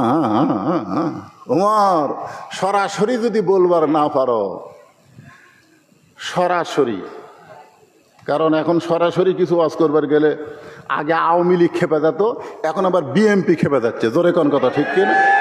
এই জন্যে ডাইরেক্ট কথা না বলে আল্লাহ কোরআনে বলতেছেন যে কি করো, হেকমত অবলম্বন করো। ওমর ফারুক যদি বলে যে আমি ওমর, তাহলে বলাও সারা, মরাও সারা। জোরে কোন কথা ঠিক কিনা? এখন ডাইরেক্ট বলবার না পাইরা আল্লাহর কোরআন অনুযায়ী হযরত ওমর বলতে, রাখাল সত্যি যদি হযরত ওমরকে দেখতে চাও। রাখাল চিল্লায় বলে, কোথায় হযরত ওমর ভাই, কোথায় হযরত ওমর? এই চুপ কর, আই কথাটা শোন। সত্যি যদি হযরত ওমরকে দেখবার চাও, তাহলে ফজরের নামাজ তোমাকে জামাতের সঙ্গে আদায় করা লাগবে। ফজরের নামাজ যদি সামনে কাতারে জামাতের সঙ্গে আদায় করতে পারো, তাহলে মেহরাবের মধ্যে লক্ষ্য করে দেখবা যেই মানুষটা ইমামতি করতেছে সেই মানুষটি হলেন হযরত ওমর। তাহলে আল্লাহর কোরআন দিয়ে যখন বাংলাদেশ চলবে, আপনার যাকে এমপি বানাবেন সে নামাজ পড়ানোর মতন যোগ্যতা থাকতে হবে। নামাজ খালি পাশে যায় পড়লে হবে না, পড়ান লাগবে। হঠাৎ যদি একদিন ইমাম না আসে, আসেনি, তখন কে? ইউনানের পড়াবি কে? ওয়ার্ডের পড়াবি কে? মেম্বার সাহেব। সত্যিই যদি উমরকে দেখতে চাও তাহলে তোমাকে ফজরের নামাজ সামনে কাতারে আদায় করা লাগবে। ফজরের নামাজ সামনে কাতারে যদি আদায় করো তাহলে দেখতে পাইবা যে মানুষটা ইমামতি করতেছে সেই মানুষটিই হলেন হযরত উমর। রাখাল ছোট বাচ্চার মতন কান্না শুরু করছে। উমর ফারুক বলে, এতক্ষণ তুমি হাসলে আর এখন তুমি কান্দিছা, কারণ কি? বলে, কান্দার কারণ হলো আমি বারান্দাত নামাজ পড়ি। আমি একটা রাখাল। মসজিদের মধ্যে নবীর দামি দামি সাহাবি, ওই দামি দামি সাহাবির মধ্যে আমি একটা সাধারণ রাখাল কেমনে যাই?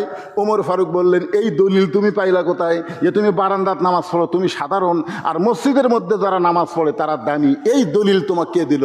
আল্লাহর কোরআনের দলিল হলো ইন্না আকরামাকুম ইনদাল্লাহি আতকাকুম। ওই ব্যক্তি সবচাইতে দামি হয় যারা কলিজার মধ্যে আল্লাহর বেশি ভয়। বক্তা সিয়ারত বসে ওয়াজ করতেছে, বক্তা জান্নাতে যাবে, আর আপনারা মাটির বসে ওয়াজ শুনতেছেন আপনারা জাহান্নামে যাবেন, তা না। অনেক বক্তাকে আল্লাহ জাহান্নাম দেবে, অনেক শ্রোতাকে আল্লাহ তাআলা জান্নাত দিয়ে দিবে। জান্নাত জাহান্নাম হবে তাকওয়ার ভিত্তিতে। জোরে কান, কিসের ভিত্তিতে? তাকওয়া। তাকওয়া, তাকওয়া বোঝেন? আল্লাহর ভয়। ইন্না আকরামাকুম ইনদাল্লাহি আতকাকুম। ওই ব্যক্তি সবচাইতে সম্মানিত যার কলিজার মধ্যে আল্লাহর বেশি ভয়। ওমর ফারুক বললেন, রাখাল তুমি বারান্দায় নামাজ পড়ো, তুমি কম দামি, আর ভিতরে যারা নামাজ পড়ে তারা বেশি দামি। এই বুঝটা তোমার কে দিল? বরং সত্যি যদি উমরকে দেখতে চাও তাহলে ফজরের নামাজ তোমাকে সামনে কাতারে আদায় করা লাগবে। রাখাল বলতেছে, তাহলে আজকে এশার নামাজ পড়ে আমি আর বাড়ির যাব না। ওমর ফারুক বললেন, এশার নামাজ পড়ে বাড়ির যাব না কেন? বলে, এশার নামাজ পড়ে যদি বাড়ির যাই তাহলে ফজরের নামাজ সামনে কাতারে কেমনে ধরবো? এই জন্যে এশার নামাজ পড়ার পরই ফজরের নামাজ সামনে কাতারে ধরার জন্য আমি এই এশার পথ থেকে চেষ্টা করব। ওমর ফারুক বললেন, রাখাল তুমি বলো তো যে 5 ওয়াক্ত নামাজের মধ্যে 3 ওয়াক্ত নামাজ তাড়াতাড়ি আর 2 ওয়াক্ত দেরি, আপনারা কি বুঝতে পারছেন? আসর, মাগরিব, এশা, দেখবেন এই 3 ওয়াক্ত নামাজ কিছুক্ষণ পর পরই না, দেখবেন আসর শেষ না হতে কিছুক্ষণ পরে মাগরিব, মাগরিব শেষ হওয়ার কিছুক্ষণ পরই এশা। কিন্তু 2 ওয়াক্ত নামাজ লম্বা কেন? একটা হলো এশা থেকে ফজর, আরেকটা হলো ফজর থেকে জোহর। এই 2 ওয়াক্ত নামাজের সময় লম্বা কেন? রাখাল বলে, আমি তো বলতে পারি না। ওমর ফারুক বললেন, তাহলে শোনো, ফজর থেকে জোহর আল্লাহ লম্বা সময় দিয়েছে। এই লম্বা সময়ের মধ্যে তুমি চাকরি বাকরি করবা, খেতে খামারে কাজ কাম করবা, ব্যবসা বাণিজ্য করবা। এগুলো কাজ কাম করতে করতে তোমার শরীরের যে ক্ষয় হবে, এশা থেকে আল্লাহ ফজর পর্যন্ত লম্বা সময় দিল। এই লম্বা সময়ের মধ্যে তুমি ঘুম পাড়বে। দিনের বেলা কাজ করার ক্ষয় আল্লাহ ঘুমের মধ্যে পুরা করে দিবে। তাহলে এশা থেকে ফজর এই লম্বা সময়ে তোমাকে যদি ঘুম ধরে, তুমি ঘুম পাড়বে কোথায়? রাখাল বলতে, ঘুম যদি ধরেই তাহলে মসজিদের মধ্যে কোনো এক জায়গায় ঘুমাইয়া যাব। ওমর ফারুক চেহারা লাল করে বলতেছে, মসজিদের মধ্যে ঘুম পাড়ার দলিল দাও। মানে মসজিদের মধ্যে যে ঘুম পড়া যাবি, আরে ঘুম পড়া তো দূরের কথা, গল্প করাও যাবে না। নামাজ হয়ে গেছে, ফাইজা কুদিয়াতি সালা ফান্তাশিরু ফিল আরদ, নামাজ হয়ে গেছে, সবাই চলে গেছে, কিন্তু এরা 3 জন জোহরের নামাজের পরে এরা 3 জন 4 ফ্যান দিয়ে, জোরে এখন কয় ফ্যান? 4 ফ্যান মাথার উপর ঘুরতেছে, আর এরা 3 জন মসজিদের মধ্যে গল্প করতেছে। হালু কিনা থনো ভারে, কিন্তু দাম হলো না। সাইড থেকে আরেকজন বলতে, আমি চাউলও কিনা তুই ভাই, এই বাড়ে এই কমে, এরকম 1-8 ঘন্টা গল্প করতেছে। ফেরেশতা বলতেছে, আল্লাহ সবাই চলে গেল, এরা 3 জন যে গল্প করতেছে, 4টা ফ্যান ঘুরতেছে মাথার উপর, এর রেজাল্ট কি? আল্লাহ বলতেছে, নামাজের পরে অযথা গল্প করতে যায় মাথার উপর যে ফ্যান ঘুরলো, এই ফ্যান ঘোরার কারেন্টের বিল এই 3 জন আলাদাভাবে না দেওয়া পর্যন্ত জান্নাতে যাওয়ার পারবে না। কারণ মসজিদ তোর বাপের ঘর না, ইচ্ছা মতো ফ্যান ঘুরাবি। জোরে কোন কথা, ঠিক কথা বলেন? মসজিদ তোর বাপের ঘর। আল্লাহর বান্দার একটু মনোযোগ দিবেন। ওমর ফারুক বললেন, রাখাল আজানের গুরুত্ব দিও। 5 ওয়াক্ত নামাজের মধ্যে সবচাইতে গুরুত্বপূর্ণ আজান হলো ফজরের আজান। কেরে যুবকেরা, এই যুবকেরা, ফজরের নামাজের আজানে একই শব্দ 2 বার বলে, অন্য কোনো আজানে সেই শব্দ নাই। তোমরা সেই শব্দ শুনিছ? আপনি বলতেছেন এই যুবকগুলো রাত 12টা পর্যন্ত ফেসবুক চলে, তারা ঘুমাই। পিছনে তো খালি যুবকই দেখা যায়, টুপিওয়ালারা কি মাদ্রাসার তাল বেলেন নাকি? এই বাচ্চারা এই মনোযোগ দাও, তাল বেলে ওরকে কথা আলাদা। ওরা তো তখন রাস্তা দিয়ে যায়, ওরকে পায়ের তলে ফেরেশতারা পাখা বিছিয়ে দেয়, ধরে কেন সুবহানাল্লাহ। ওরা খালি ফজরের নামাজ পড়ে না, ওরা তাহাজ্জুদের নামাজ পড়ে। যারা হাফেজি মাদ্রাসায় পড়ে, আমার তো একটা হাফেজি মাদ্রাসা আছে জানি আমি, এরা খালি ফজর পড়ে না, এরা তাহাজ্জুদ পড়ে, ধরে কেন সুবহানাল্লাহ। এরা ফজরের আগে এক পারা কোরআন না পড়ে ফজরের নামাজে আসে না। তাহলে চিন্তা করেন এরা কখন, এরকে কথা আলাদা। এরা যুবক আছে বাবা, ফজরের নামাজে যে বলা হচ্ছে, মুয়াজ্জিন যে বলতেছে as-salatu খায়রুম মিনান নাওম, ঘুম হইতে নামাজ অতি উত্তম। এইটা শোনার পরে যেই যুবক বিছানার মধ্যে ঘুমায় যাবে, আপনি চিন্তা করেন as-salatu খায়রুম মিনান নাওম অত্যন্ত গুরুত্বপূর্ণ আজান। ওমর ফারুক বললেন, রাখাল ভাই আজানের গুরুত্ব দিও। আল্লাহ রাসূলের একটা হাদিস আছে, আজান শোনার প্রথম 3 মিনিটের মধ্যে যারা মসজিদে পা দিবে তারা আল্লাহ রাস্তায় একটা উট কুরবানি সওয়াব পাবে। সুবহানাল্লাহ কন্যা খান। আজান শোনার 5 মিনিটের মধ্যে মসজিদে যারা ঢুকবে, আল্লাহর রাসূল বলেছেন তাদের আমল নামায় একটা গরু কুরবানির সওয়াব দেওয়া হবে। একেবারে যখন শেষ আকামত দিবে, আকামত দেওয়ার সময় যদি কেউ মসজিদের মধ্যে ঢোকে, আল্লাহ রাস্তায় একটা ডিম অথবা মুরগি দানের সওয়াব পাবে। তার মানে বোঝা গেল আজান দেওয়ার পরে ঢোকা লাগবে, আজান দেওয়ার আগে ইল্লা মুয়াজ্জিন, শুধু মুয়াজ্জিন ছাড়া কেউ ঢুকতে পারবে না। আজান দেওয়ার আগে কে ঢুকবে? জোরে বলেন। আর আজান দেওয়ার পরে কারা ঢুকবে? মুসল্লি। মুসল্লি যদি আজান দেওয়ার আগে মসজিদের মধ্যে ঢোকে, তার নামাজ হবে, কিন্তু মসজিদে ঢোকার কোনো সওয়াব পাবে না। কি বুঝলেন? আজান দেওয়ার পরে ঢোকা লাগবে, আজান দেওয়ার আগে খালি মুয়াজ্জিন ঢুকবে। আর আজান দেওয়ার আগে যদি কেউ ঢুকাই যায়, সে মসজিদে ঢোকার সওয়াব পাবে না, নামাজ হবে, অসুবিধা নেই, কিন্তু আগে ঢুকলা কেন? কমান্ডিং মানতে হবে, আল্লাহর কমান্ডিং। আজান হচ্ছে আল্লাহর কমান্ডিং। ওমর ফারুক বললেন, এই পিছনে এরা ওঠা বসা করে, এই মাদ্রাসা তাল ভাই, একে অভ্যাস এটাই। তোমরা আসলে কেন আবার ওঠা বসা করো কেন?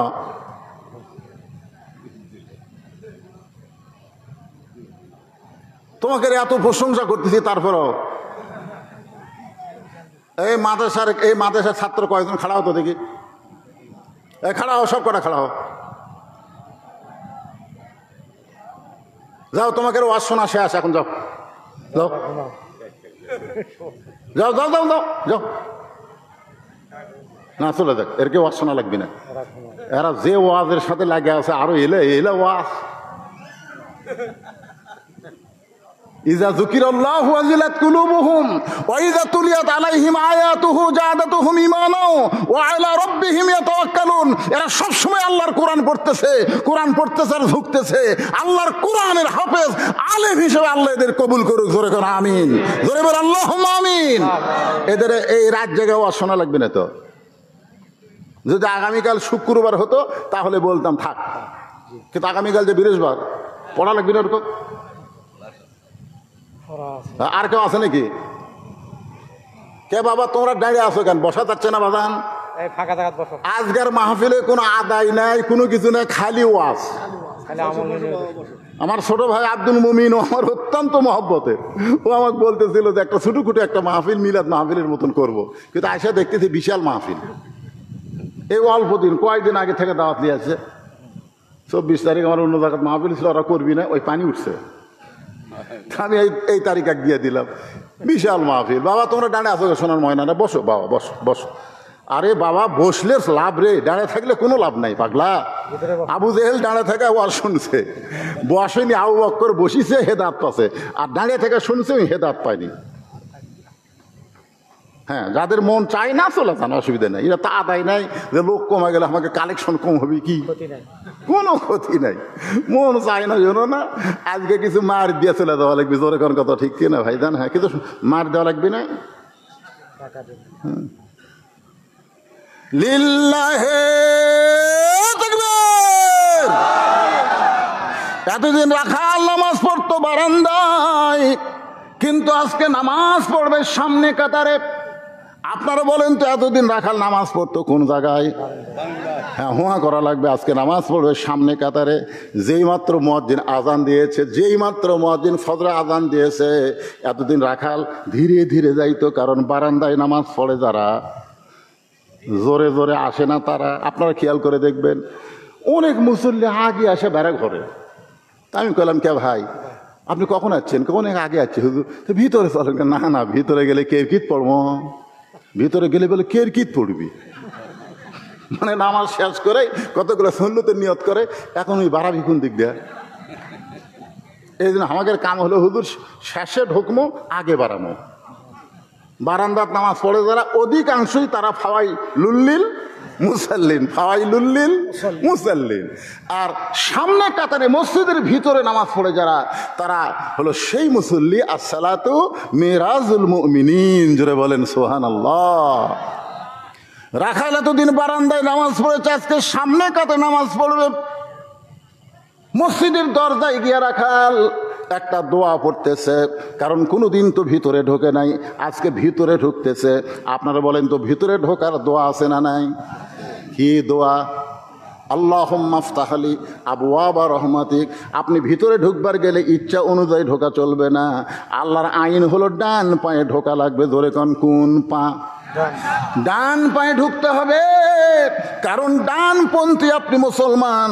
ডান পায়ে ঢুকে আল্লাহুম্মা আফতাহ লি আবওয়াবা রহমাতিক এই দোয়াটা পড়ে রাখাল সামনে কাতার ধরার জন্যে সামনের দিকে যাবার চায়। ঢুকাই সামনের দিকে যখন যাবার চায়, প্রত্যেকটা সাহাবী নড়ে সরে রাখালকে যাওয়ার রাস্তা করে দেয়। রাখাল সামনে কাতারে গিয়ে মনে মনে কয়, আল্লাহ এতদিন বারান্দার থেকে ভাবলাম কি, আজকে ভিতরে ঢুকে দেখলাম কি।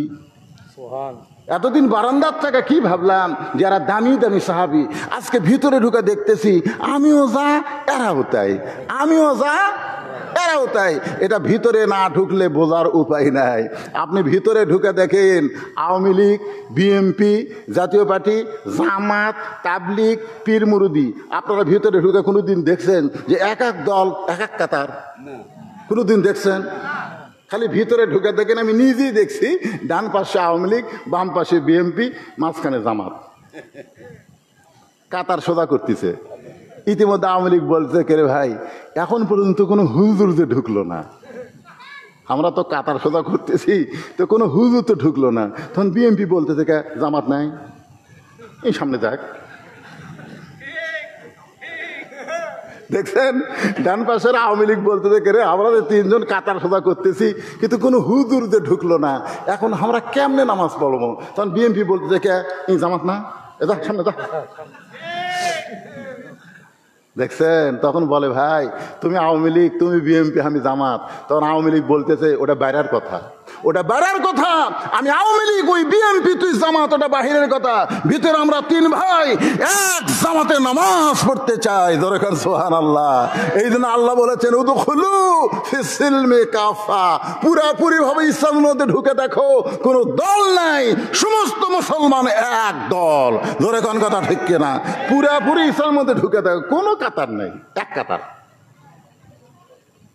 এতদিন রাখাল চিন্তা করেছে ভিতরে দামি দামি সাহাবী, আজকে ভিতরে ঢুকে দেখতেছে আমিও এরাও তাই।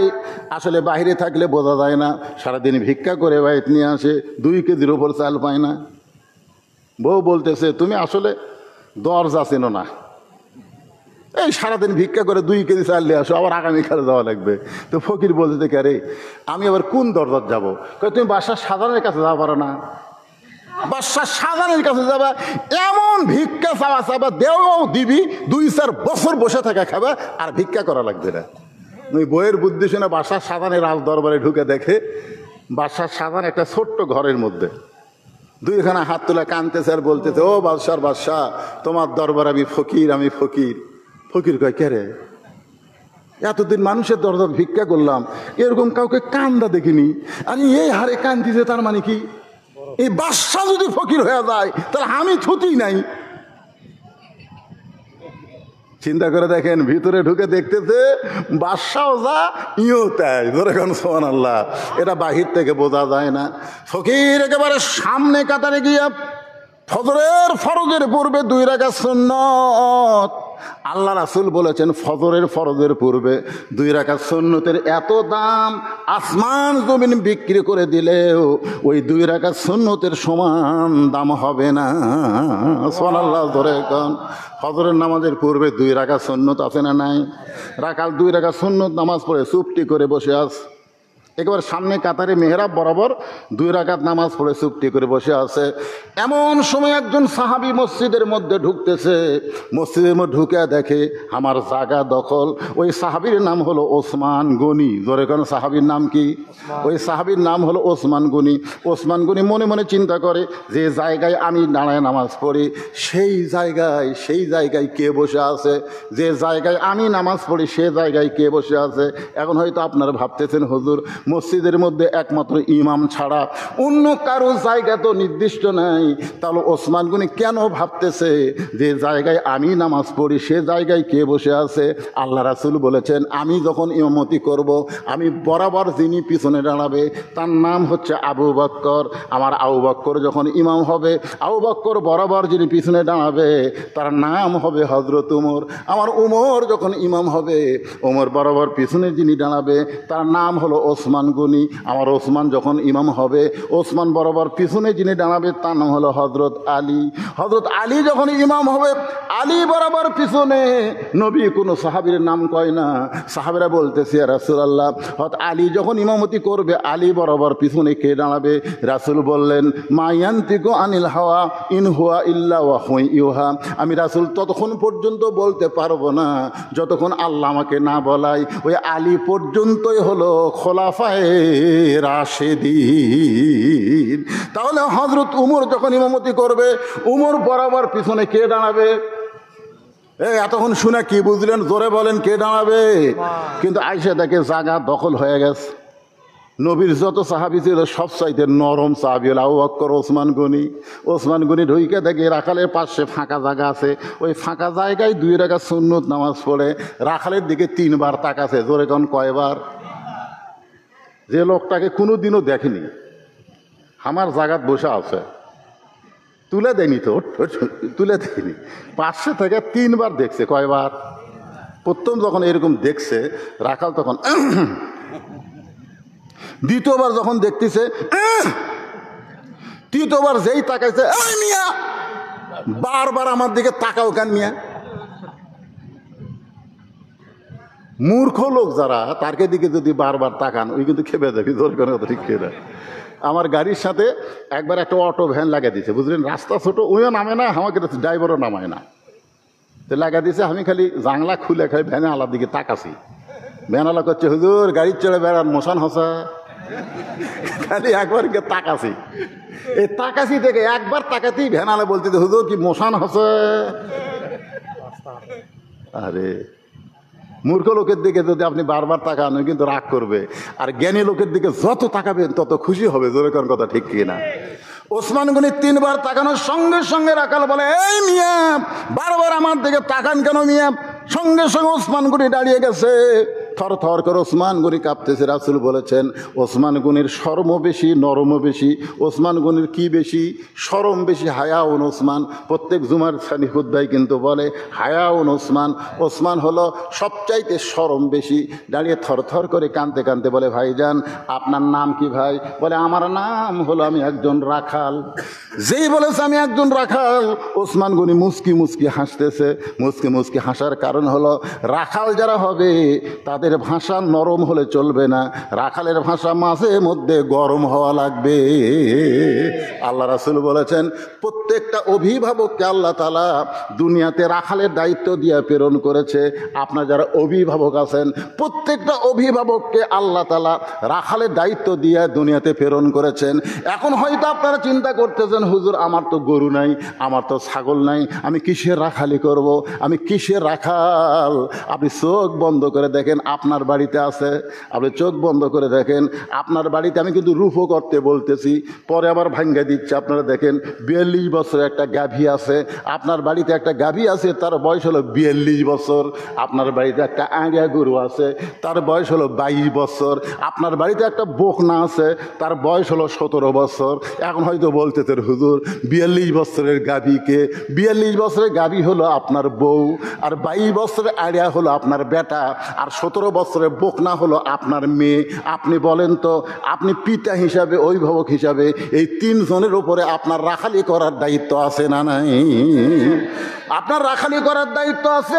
আপনি এশার নামাজ মসজিদের সামনে কাতারে আদায় করলেন, আপনি এশার নামাজ সামনে কাতারে আদায় করলেন, আপনি মনে মনে চিন্তা করতেছেন আমি বাড়িতে যাওয়ার পরে আমার বউ এশার নামাজ পড়তেছে, না হয় কোরআন শরীফ পড়তেছে, এই নিয়ত করে আপনি এশার নামাজ পড়ে বাড়ির যায় দেখলেন আপনার ঘরের মধ্যে হরি হরি হরি হরি। কে রে? আমি মুসলমান, এশার নামাজ সামনে কাতার আদায় করলাম, আর আমার ঘরের মধ্যে হরি হরি হরি হরি। যায় দেখেন আপনার গাভী, 42 বছরের গাভী স্টার জলসা দেখতেছে। তা আপনি এশার নামাজ সামনে কাতার আদায় করলেন, আর আপনার বউ ভারতের স্টার জলসা দেখতেছে। আপনার রাখালি করার দরকার আছে না নাই? কি রাখালি করবেন? ময়না পাখি, ও ময়না, তুমি ভারতের চ্যানেল দেখো না? রাখালি করা লাগবে। আপনার গাভী যদি, গরু যদি অন্যদিকে যায়, আপনি কি বলবেন? বাবা গরু ওইদিকে আবাদ আছে, বাবা ওইদিকে যাস না। ওইরকম গরু বাবা গরু করলে হবে? এই গরু, হাতত লাঠি লেখা দিব, এই গরু, আর এক ধাপ দেখবেন গরু আবার ফিরে ঘাসের দিকে চলে আসবে। আপনার বউ ভারতের চ্যানেল দেখতেছে, আপনি কি ভাই? মান তাশাব্বাহা বিকওমিন ফাহুয়া মিনহুম। আল্লাহ রাসূল বলেছেন, যে যাকে অনুসরণ করবে তার সঙ্গে হাসর হবে। বাংলাদেশের চ্যানেল বাদ দেন, তুই ভারতের চ্যানেল দেখতেছ। তুমি জানো 400 বছরের পুরাতন বাবরি মসজিদ এই ভারত ভাঙ্গা সেখানে রাম মন্দির তৈরি করছে। যে ভারত মসজিদ ভাঙ্গা রাম মন্দির তৈরি করে, সেই ভারতের কোনো চ্যানেল মুসলমানের ঘরে চলবে না। ধরে কোন কথা ঠিক না? আর একবার যদি ভারতের কোনো চ্যানেল তোমাকে দেখতে দেখি, তোমার কিন্তু কি কন, আপনার বইয়ের উপর রাখালি করার দরকার আছে না নাই? আপনাকে একজন বলতেছে, কে রে তোমার বউ তো ভালোই। আপনি শুনে কি করবেন? দেখে শুনে বিয়ে করছি ভাই। যেই বলেছে তোমার বউ তো খুবই সুন্দরী বারে, তখন আপনি খুশি হয়ে বলতেছেন দেখা শুনে বিয়ে করছি ভাই। কেউ যদি আপনাকে বলে তোমার বউ তো দেখতে সুন্দর, তখন আপনি খুশি হবেন। আপনি কবেন, কে রে আমার বউ দেখলো কেমনে? আল্লাহ কোরআনে বলেছেন, অকরনা ফি বুয়ুতিকুন্না ওয়ালা তাবাররুজনা তাবাররুজাল জাহিলিয়াতিল উলা। কি আমার বউ আমি দেখমো, দেখলো কেমনে? বাড়িতে সে রাখালি করার দরকার। চুলের মুঠি ধর্ম টুটি ছিড়ম। আর একবার যদি বাড়ির থেকে বেপর্দা হয়ে বের হস, তোকে 3 তালাক দিয়ে তোর বাপের বাড়ি পাঠা দেবো রে। আপনি তালাক দিবেন না, কিন্তু এরকম রাখালি করার দরকার আছে না নাই? দরকার আছে না নাই? রাত 3টা পর্যন্ত ক্রিকেট খেলা দেখছে আপনার আড়িয়া। রাত 3টা পর্যন্ত ক্রিকেট খেলা দেখছে। পাকিস্তান ভারতের খেলা হচ্ছে, 3টা পর্যন্ত খেলা দেখে ওই ঘুমাচ্ছে। আর সালাতু খায়রুম মিনান নাওম কছে ওই আর নাই। শীতের রাত মনে করেন, কে রে আগে আসলো 3.5 হাত, আজান শুনে ঘুরে গেল। আপনি জানলা দিয়ে তাকে দেখেন আপনার আড়িয়া মনে হয় চাউলের বস্তা ঢেকে থোয়া, মানে পাও নেই মাথাও নেই। মানে যেই ফজরে আজান শুনছে, ওই আস্তে আস্তে ল্যাপ তুলে মাথার উপর দিছে, মাথার উপর ল্যাপ দিলে পাও যে বের হবি, পাও টাইনে বুকের কাছে থোজা। আপনি রাখালি করবেন না, আস্তে আস্তে ঘরের মধ্যে ঢুকে আস্তে করে ল্যাপ টান দেবেন।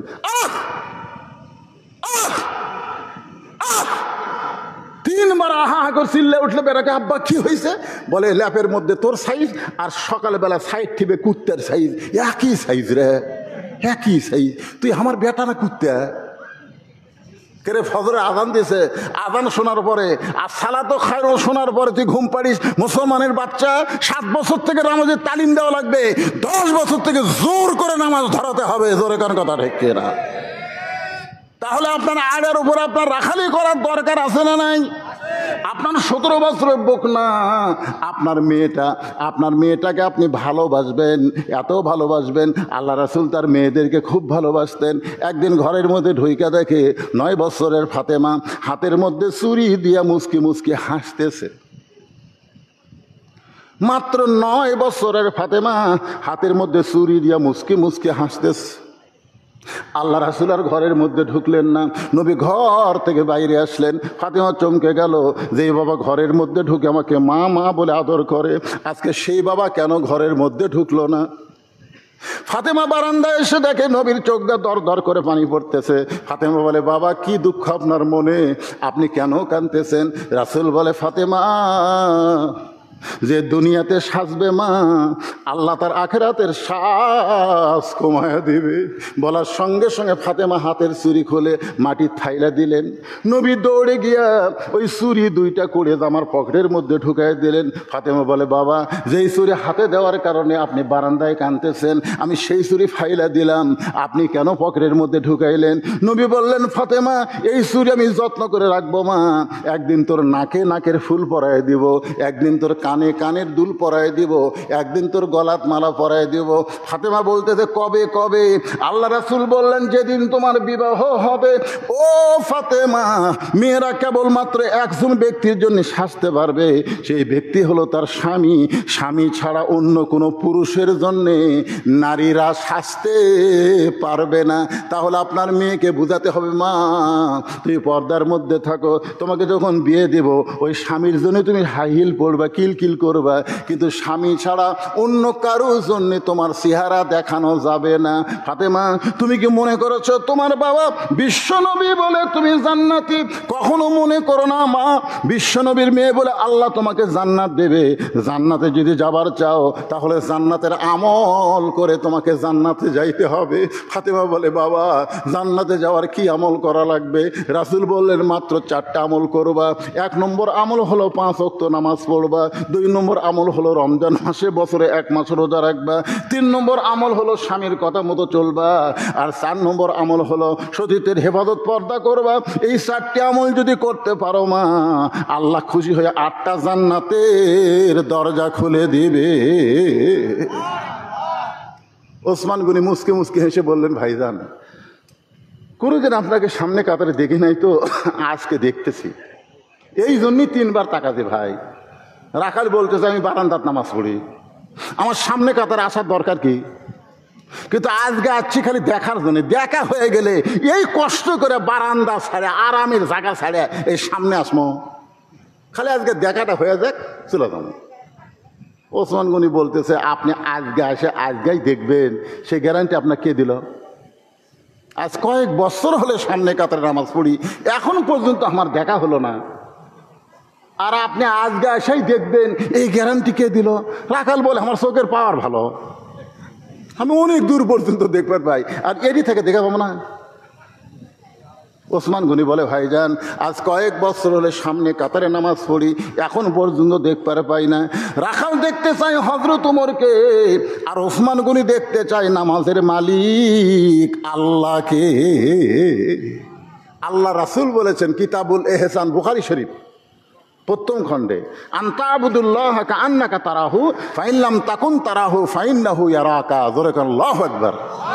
কেউ যদি আল্লাহর ইবাদতের মধ্যে শামিল হয়, ইবাদতের মালিক আল্লাহকে দেখতে পাবে। যদি দেখা সম্ভব না হয়, আল্লাহ তাকে দেখতেছে, এই বিশ্বাস তার কলিজার মধ্যে আসবে।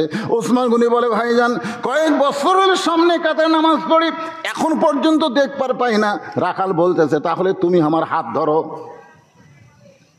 রাখাল বলতেছে তাহলে তুমি আমার হাত ধরো, আমি নিজেও দেখব এবং তোমাকেও দেখায় দেব। সুবহানাল্লাহ বলেন। দেখেন কত বড় কথা, তুমি আমার হাত ধরো, আমি নিজেও দেখব এবং তোমাকেও দেখায় দিব। এমন সময় আল্লাহর কোরআন ওসমান গনির সামনে এসে বলতেছে, ইয়া আইয়ুহাল্লাযীনা আমানুত্তাকুল্লাহা ওয়া কুনু মা'আস সাদিকিন। আয়াতের বাংলা অর্থ জানেন? আল্লাহ বলতেছেন যারা আমাকে বিশ্বাস স্থাপন করেছো, আল্লাহর ভয় যদি কলিজার মধ্যে রাখতে চাও তাহলে সত্যবাদীদের সাথী হও। আপনার বলেন তো, এই বাংলাদেশে যারা কোরআন নিয়ে আন্দোলন করে, কোরআনের হক কথা বলে, তারা সত্যবাদী না মিথ্যাবাদী? তাহলে কার সাথে হওয়া লাগবে? এখানে বলতেছে অকুনু মা'আস সাদিকিন, তোমরা সত্যবাদীর সাথে হও। ওসমান গনি চিন্তা করতেছে নিজের যোগ্যতায় দেখবার পাইনি, কিন্তু আজকে এমন একজন পাচ্ছি সে নিজেও দেখবে এবং আমাকেও দেখাবে, এই জন্য হাতটাও ধরিছে ভাই সেইভাবে। কিছুক্ষণ পর যখন নামাজের সময় হয়ে গেছে, নামাজের সময় মানে জামাতের সময়, নামাজের সময় মানে কি, কিছুক্ষণ পর যখন জামাতের সময় হয়েছে, এমন সময় মুয়াজ্জিন আকামত দেওয়া শুরু করেছে। মুয়াজ্জিন যখন আকামত দেয়, সঙ্গে সঙ্গে ওমর ফারুক মসজিদের মেহরাবের মধ্যে ঢুকতেছে। এখন আপনারা চিন্তা করেন, ওমর ফারুক মসজিদের মেহরাবের মধ্যে ঢুকলো, এটা কি মসজিদের দরজা দিয়া ঢুকলো? দরজা দিয়া ঢুকে নাই, কারণ কোরআনের আইন যখন চালু হবে, প্রত্যেকটা ইমাম মানে একটা এলাকার নেতা হবে। যত বড় মসজিদ সে তত বড় নেতা হবে। ধরে কোন সুবহানাল্লাহ। এই জন্য ওই মেহরাবের সাইডে একটা ঘর করা হবে, ওই ঘরের মধ্যে ইমাম সাহেব অপেক্ষা করবে। যেই মাত্র মুয়াজ্জিন আকামত দেবে, সঙ্গে সঙ্গে মেহরাবের মধ্যে হযরত ওমর ফারুক ঢুকে গেছে। রাখাল খালি চোখ দেয় এরকম, ওসমান গনি কিন্তু হাত ধরে আছে আর এক হাত দেয়। কে রে? এরই সাথে না আমার দেখা হলো। যেই মাত্র মুয়াজ্জিন সাহেব বলেছে কদ কামাতিস সালাহ, কদ কামাতিস সালাহ, সঙ্গে সঙ্গে রাখাল আল্লাহু আকবার। রাখাল যেই মাত্র আল্লাহু আকবার বলেছে, ওসমান গনি রাখালের হাতটা ছাড়া দিস। ওসমান গনি হাতটা ছাড়া দিয়ে বলে, ভাই ইমাম যখন ভুল করে তখন মুসল্লি লোকমা দেয়, এখন পর্যন্ত আকামতি শেষ হয় নাই, আর তুমি আল্লাহু আকবার লোকমা দিলা। রাখাল বলতেছে এই জন্যই তো তুমি কানা, দেখবার আছে তুমি দেখবার পাও না, আমি কি জন্য লোকমা দিলাম মিয়া তুমি জানো না, এই জন্যই তো তুমি কানা। এত বছর হলে সামনে কাতারে নামাজ পড়ো, তুমি দেখবার আছে দেখবার পাও না, আমি কি জন্য লোকমা দিলাম মিয়া তুমি জানো না।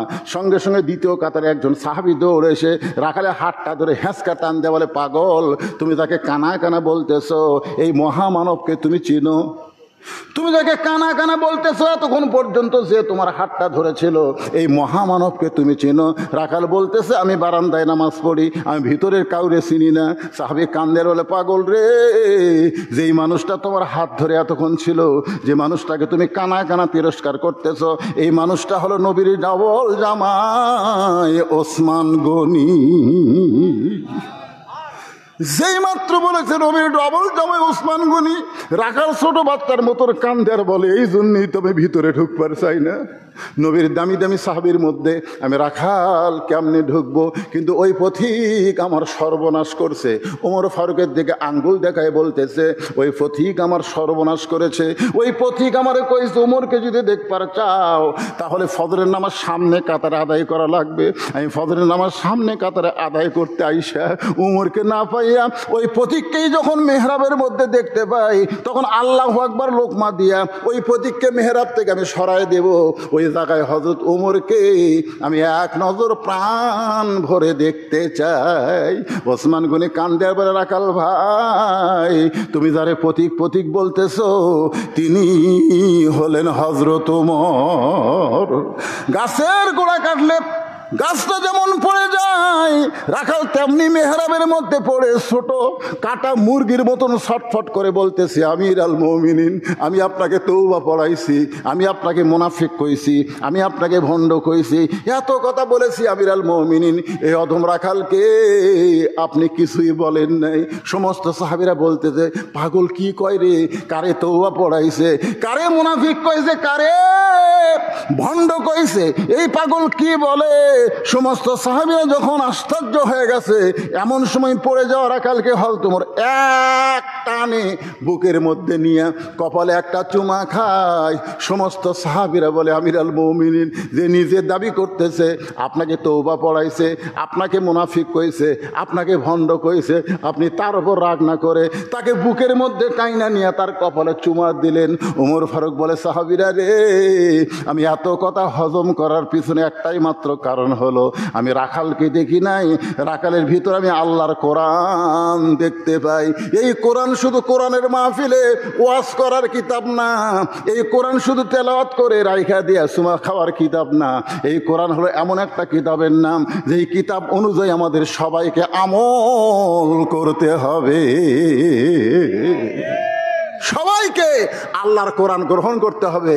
আল্লাহর কোরআন গ্রহণ করতে গেলে আল্লাযীনা ইম্মাক্কান্নাহুম ফিল আরদ আকামুস সালাত, মুসলমানের মধ্যে কাউকে যখন ক্ষমতার চেয়ার দেওয়া হবে তার 1 নম্বর দায়িত্ব হলো নামাজ কায়েম করা। জোরে কোন কি কায়েম করা?